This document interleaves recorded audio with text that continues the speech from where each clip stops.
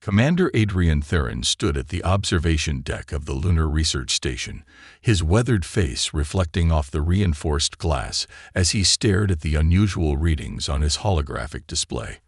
After 20 years of monitoring deep space signals, he had never seen anything like this. The quantum wave patterns were unlike anything humanity had encountered before. "Commander, you need to see this," called out Dr. Olivia Santos, her voice trembling slightly as she brought up another set of data streams. The Brazilian astrophysicist had been working with Theron for the past 5 years, and he had never heard fear in her voice until now. The signals were coming from the edge of the Kuiper belt, growing stronger with each passing hour. Whatever was out there, it was heading straight for Earth. But that wasn't what worried Theron the most. It was the pattern recognition software's conclusion that made his blood run cold. "These signatures match the ancient warnings we found in the Mariana Trench ruins," he muttered, pulling up the comparison charts. 3 years ago, humanity had discovered the remains of an advanced civilization deep beneath the ocean's surface. The hieroglyphs had told of a force so devastating that it had forced their entire species into hiding: the Nexus Dominion. Theron immediately initiated a Priority 1 communication link to Earth Defense Command. General Diana Winter's holographic form materialized before him, her expression stern as always. "This better be important, Commander." "The prophecy was right, General.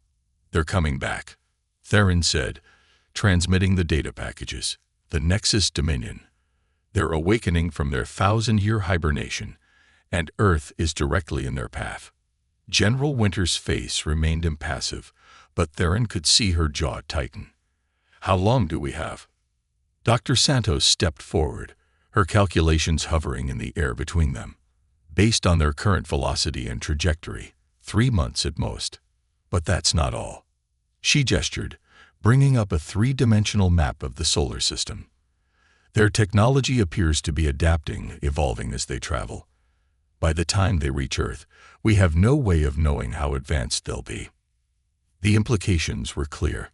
Humanity had made remarkable progress in space exploration and defense technology, but they were about to face an enemy that had already brought down one advanced civilization, an enemy that had spent centuries evolving, growing stronger while they slumbered in the cold depths of space. "What are our options?" General Winters asked, her voice carrying the weight of humanity's fate. Theron shared a look with Dr. Santos before responding. "The Mariana ruins contain more than just warnings, General. They left us blueprints, weapons, and shield technologies we haven't fully deciphered yet. If we can understand them in time, we might have a chance. And if we can't, then humanity faces an enemy unlike anything we've ever encountered," Theron replied grimly. "An enemy that doesn't just want to conquer us. They want to harvest our very essence." The ruins were clear about that. "They feed on consciousness itself, turning sentient beings into empty shells to fuel their expansion across the galaxy." General Winters was silent for a long moment, processing the magnitude of the threat. Finally, she spoke, her voice resolute. "I'm calling an emergency meeting of the World Defense Council. Commander Theron, Dr. Santos, I want you both there. We have 3 months to prepare humanity for a war that will determine not just our survival, but our very existence as conscious beings." As the transmission ended, Theron turned back to the observation window. Somewhere out there in the vast darkness of space, an ancient and terrible force was awakening. Humanity had faced countless challenges throughout its history, but nothing like this. The next 3 months would test them in ways they couldn't imagine. Dr. Santos placed a hand on his shoulder. "Do you think we can win?"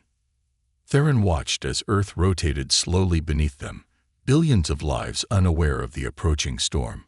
"We have to. Because if we don't, there won't be anything left of humanity worth saving." The World Defense Council chamber buzzed with tension as General Diana Winters stood before the assembled leaders. The holographic displays behind her showed the approaching Nexus Dominion fleet, their ships morphing and evolving even as they traveled through space. "Ladies and gentlemen," she began, her voice cutting through the murmurs, "what you're seeing is humanity's greatest threat. In 3 months, they will reach Earth. We have until then to prepare our defense." The chamber erupted in a cacophony of voices. The Chinese representative, Minister Zheng, stood first. "How can we be certain this isn't a natural phenomenon? Perhaps these signals are simply cosmic anomalies." Dr. Santos stepped forward, her research data floating in the air. The patterns match perfectly with the warnings from the Mariana ruins. More importantly, we've detected quantum signatures indicating conscious intent. These aren't random space phenomena. They're weapons of war, constantly evolving. In the back of the room, Professor Viktor Petrov, Earth's leading quantum physicist, studied the data with growing concern. The energy readings are off the charts. Their ships aren't just traveling through space. They're manipulating reality itself. General Winters nodded grimly. "Which is why we need to act now. I'm proposing Project Phoenix, a unified global defense initiative. We need to pool our resources, our technology, and our best minds." The American representative leaned forward. "What exactly are you suggesting, General?" "A three-pronged approach," Winters replied, bringing up new holographic displays. "First, we accelerate the development of our quantum shield technology, based on the Mariana blueprints. Second, we establish a global early warning system. And third, we create an elite fighting force trained specifically for this threat." Professor Petrov raised his hand. "The quantum shields are still theoretical. We haven't even managed to power a prototype." "Then we'll find a way," Winters insisted. "Dr. Santos and Commander Theron have made breakthroughs in decoding the ancient technology. With global resources and round-the-clock research, we can make it work." The next few hours were a blur of planning, arguments, and finally, agreement. Project Phoenix was approved, and humanity began its race against time. Military bases around the world were converted into training grounds for the new elite force. Scientists worked tirelessly in underground laboratories, trying to unlock the secrets of quantum shield technology. General Winters stood in the new Project Phoenix command center, watching as the global defense network came online. Massive satellites were being launched into orbit, each carrying experimental weapons and detection systems. On the ground, construction crews worked day and night to build bunkers and safe zones for civilians. Commander Theron approached her, looking exhausted but determined. "The first quantum shield prototype is ready for testing. Professor Petrov thinks he's found a way to stabilize the power core. And the training program. The first batch of recruits is exceeding expectations. Whatever the Nexus Dominion is, we'll be ready for them." But as they spoke, new data streamed in from the deep space monitors. The alien fleet was accelerating, their evolution happening faster than predicted. What had been 3 months of preparation time suddenly became 2. "They know we're preparing," Dr. Santos said, studying the new data. "They're adapting their approach, changing their tactics before they even reach us." General Winters watched the holographic display, her face illuminated by the glow of approaching doom. "Then we'll adapt faster. Humanity has always thrived under pressure. It's time to prove it again." The next few weeks were a testament to human determination. Countries that had been enemies for generations now worked together, sharing resources and technology. Scientists made breakthroughs that would have taken decades under normal circumstances. The quantum shields began to work, creating bubbles of altered space-time that could theoretically repel the most powerful attacks. But would it be enough? As the Nexus Dominion fleet grew closer, that question weighed heavily on everyone's minds. They were about to face an enemy that had already destroyed one advanced civilization. Yet somehow, against all odds, hope remained. Because this time, humanity wasn't just fighting for survival. They were fighting for the right to exist as conscious beings. The first attack came without warning. One moment, the quantum detection grid was tracking the Nexus Dominion fleet at the edge of the solar system. The next, reality itself seemed to tear open above Earth's atmosphere. Professor Petrov's voice crackled over the emergency channel. "They're using quantum tunneling technology. They're not just traveling through space. They're creating shortcuts through reality. The Nexus Dominion ships emerged from the tiers in spacetime, their forms defying conventional physics. They weren't solid vessels, but rather swirling masses of energy and consciousness, each one larger than a city. Their surfaces rippled and changed, adapting to Earth's defenses even as they approached. General Winters stood in the Project Phoenix command center, watching as humanity's carefully laid plans were put to the test. Activate the quantum shields. All defense stations, commence Protocol Alpha. Around the globe, massive quantum shield generators hummed to life. Waves of altered spacetime spread outward, creating a protective bubble around key cities and military installations. The technology, reverse-engineered from the Mariana ruins, was humanity's best hope for survival. The first collision between alien energy weapons and quantum shields lit up the sky like a second sun. Dr. Santos monitored the readings from her station, her face illuminated by the data streams.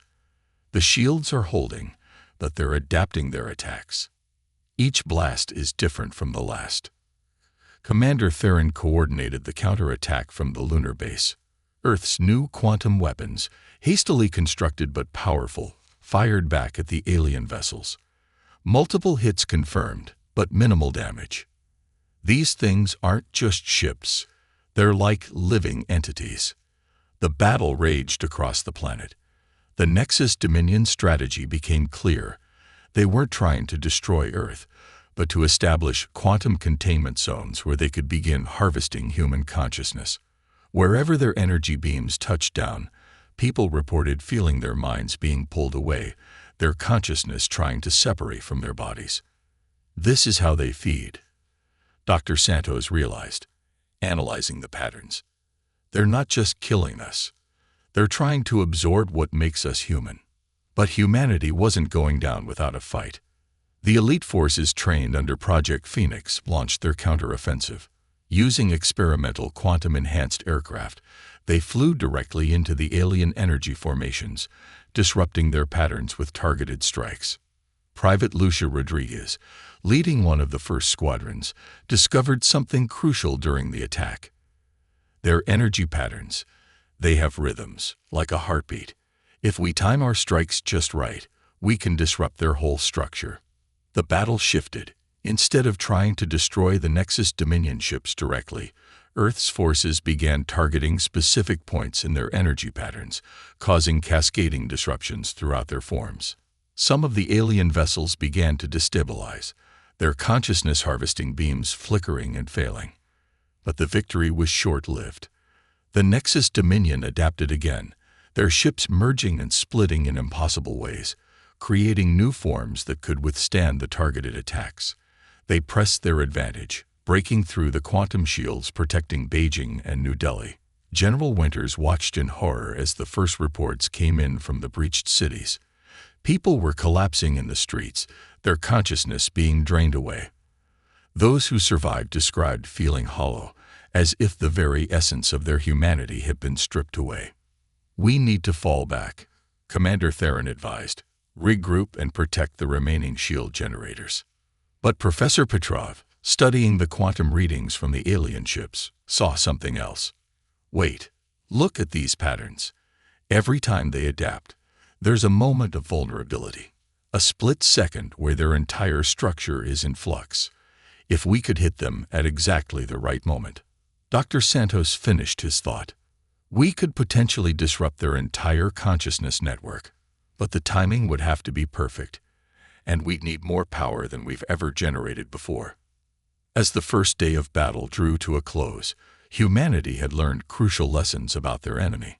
The Nexus Dominion was powerful, adaptable, and utterly alien in their consciousness harvesting goals. But they weren't invincible. In their endless drive to evolve and adapt, they had patterns that could be predicted and exploited. The question was, could humanity find a way to use this knowledge before it was too late? The answer would determine not just the fate of Earth, but the future of human consciousness itself. Professor Viktor Petrov hadn't slept in 3 days. The underground quantum research facility beneath the Swiss Alps buzzed with desperate energy as scientists from around the world worked to find a solution to the Nexus Dominion's seemingly unstoppable advance. "Look at this," he called to Dr. Santos, his hands trembling as he manipulated the holographic display. "Every time they adapt, there's a quantum resonance pattern. It's like they're singing to each other across space-time." Dr. Santos leaned in, her eyes widening as she studied the data. The Nexus Dominion ships didn't just communicate. They existed as part of a vast quantum network, their consciousness spread across multiple dimensions. "If we could disrupt that song, we could shatter their entire network," Petrov finished. "But we'd need something they've never encountered before, something uniquely human." The breakthrough came from an unexpected source. Private Rodriguez, still recovering from her encounter with the alien consciousness-draining beam, had been experiencing strange dreams. The medical team monitoring her brain activity noticed something extraordinary. Her neural patterns, Dr. Santos explained to General Winters over a secure quantum link. "They're creating interference with the Nexus Dominion's quantum field. Something about human consciousness naturally disrupts their network." Professor Petrov worked frantically to understand the phenomenon. Human consciousness, unlike the cold, collective awareness of the Nexus Dominion, was chaotic, individual, unpredictable. It created quantum patterns that the aliens couldn't easily adapt to or absorb. "We don't need bigger weapons," Petrov realized. "We need to amplify what makes us human." The next 72 hours saw the most ambitious scientific undertaking in human history. Under Professor Petrov's direction, the quantum shield technology was completely redesigned. Instead of trying to block the Nexus Dominion's energy, it would channel and amplify human consciousness itself. Commander Theron coordinated with military forces worldwide to implement the new strategy. The remaining quantum shield generators were modified to incorporate the breakthrough. Each one would now serve as a focal point for human consciousness, creating a network of humanity's own. But there was a catch. "The power requirements are enormous," Petrov explained to the World Defense Council. "And more importantly, it will require direct neural links from human volunteers. They'll be exposing their consciousness directly to the quantum field." "What are the risks?" General Winters asked, though she already knew the answer. "Total consciousness failure," Dr. Santos replied grimly. "If it goes wrong, the volunteers won't just die. Their minds will be scattered across quantum space." Despite the dangers, volunteers came forward by the thousands. Soldiers, scientists, civilians, all willing to risk their very essence to save humanity. Private Rodriguez insisted on being among the first. The modified quantum network came online just as the Nexus Dominion launched their final push toward Earth's major population centers.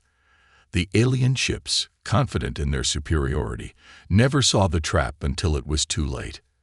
As thousands of linked human minds projected their consciousness through the quantum shield network, something unprecedented happened. The chaotic, beautiful complexity of human thought and emotion created waves of quantum disruption that the Nexus Dominion couldn't adapt to or absorb. Professor Petrov, monitoring the quantum readings, watched in awe as the alien ships began to destabilize. "It's working. Their network can't handle the complexity of human consciousness." But victory would come at a price. The neural interfaces were burning out, the strain of projecting consciousness through the quantum field taking its toll on the volunteers. Private Rodriguez, her mind linked directly to the network, led the final push. They thought they could strip away what makes us human. She transmitted through the quantum field, her consciousness resonating with thousands of others. But they never understood what humanity really is. We're not just energy to be harvested. We're something they could never comprehend. The quantum battle reached its crescendo, human consciousness clashing with alien awareness across dimensions. Earth's fate hung in the balance, but for the first time since the invasion began, humanity had found its true weapon, not in technology or firepower, but in the very thing the Nexus Dominion had sought to steal. The sky above Earth blazed with quantum fire as two forms of consciousness waged their final battle. The Nexus Dominion's vast ships, once seemingly invincible, writhed in space as they encountered something they had never faced in millennia of harvesting civilizations: the raw, uncontainable power of human individuality. General Winters stood in the Project Phoenix command center, watching as the greatest gamble in human history played out. The Quantum Consciousness Network, powered by thousands of volunteers, created patterns of reality that defy the aliens' ability to adapt. Multiple Dominion ships showing critical instability, Commander Theron reported from the lunar base. Their consciousness network is fragmenting, but the cost was mounting. In the neural interface chambers around the world, volunteers struggled to maintain their connection to the quantum field. Medical teams worked desperately to stabilize those whose minds were being stretched to their limits. Professor Petrov, his own consciousness linked to the network, guided the quantum resonance patterns. We need to push harder. Their network is trying to reconfigure. If they adapt to this, we won't get another chance. Private Rodriguez, leading the consciousness assault, rallied the linked minds around her. Through the quantum field, thousands of human minds joined together, each maintaining their unique identity while contributing to a symphony of thought and emotion that the Nexus Dominion couldn't comprehend. They feed on consciousness, Dr. Santos transmitted through the network, but they've never encountered consciousness that fights back. Show them what humanity really is. The volunteers projected everything that made them human: their hopes, fears, dreams, and memories. Love, hate, joy, sorrow. The full spectrum of human experience cascaded through the quantum field, creating patterns of reality that the alien consciousness couldn't process. The Nexus Dominion ships began to break apart, their energy forms unable to maintain coherence in the face of humanity's psychological onslaught. But in their death throes, they lashed out with devastating force. Quantum shield generators overloaded around the globe. Neural interface chambers sparked and failed. In the Swiss facility, Professor Petrov collapsed, blood streaming from his nose as he fought to maintain the quantum resonance. The network is collapsing, Dr. Santos warned. We're losing too many connections. But Private Rodriguez, her consciousness fully immersed in the quantum field, made a decision that would change everything. Then we'll give them something they'll never forget. Drawing on her experiences from the first battle, she led the remaining linked minds in a synchronized burst of pure, raw human emotion. Every volunteer still connected to the network poured their entire being into one final quantum surge. The effect was beyond anything their scientists had predicted. The Nexus Dominion's consciousness network didn't just break, it shattered. Their ships, bound together by their shared awareness, began to implode as their collective consciousness collapsed. It's a chain reaction, Commander Theron shouted.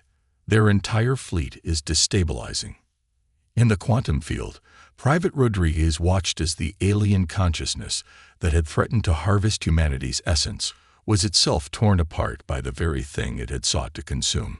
The Nexus Dominion, for all its power and age, had finally encountered a force it couldn't adapt to: the indomitable spirit of human individuality. As the last alien ships collapsed into quantum void, the neural interfaces around Earth began to shut down. Medical teams rushed to stabilize the volunteers, many of whom had pushed their minds to the absolute limit. General Winters, her own hands shaking from the neural interface strain, looked out at the clearing skies. Status report: the Nexus Dominion fleet has been completely destroyed, Commander Theron confirmed. Their consciousness network is gone. We're detecting no quantum signatures anywhere in the solar system. Professor Petrov, barely conscious but smiling, added, they'll never be able to adapt to what we showed them today. Human consciousness is too complex, too beautiful for them to comprehend. In the aftermath, as Earth began to recover, humanity had changed. The experience of linking minds through the quantum network had given people a new understanding of each other, while paradoxically strengthening their appreciation for individual consciousness. Private Rodriguez, speaking to the World Defense Council weeks later, summed it up best. The Nexus Dominion came to harvest what makes us human. Instead, they helped us discover just how powerful humanity can be when we embrace both our unity and our individuality. The threat was over, but the legacy of humanity's stand against the consciousness-harvesting aliens would echo through generations. They had proved that the greatest power in the universe wasn't technology or adaptation. It was the unquenchable, unpredictable, and utterly unique nature of the human spirit.